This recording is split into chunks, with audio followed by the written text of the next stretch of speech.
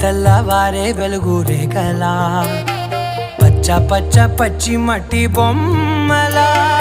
అల్లి బిల్లి వెన్న పాల నురగలా అచ్చ తెలుగు ఇంటి పూల కొమ్మలా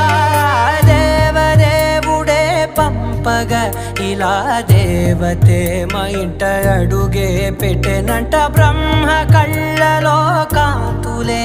మా అమ్మలా మా కోసం మళ్ళీ లాలి పాడేనంట.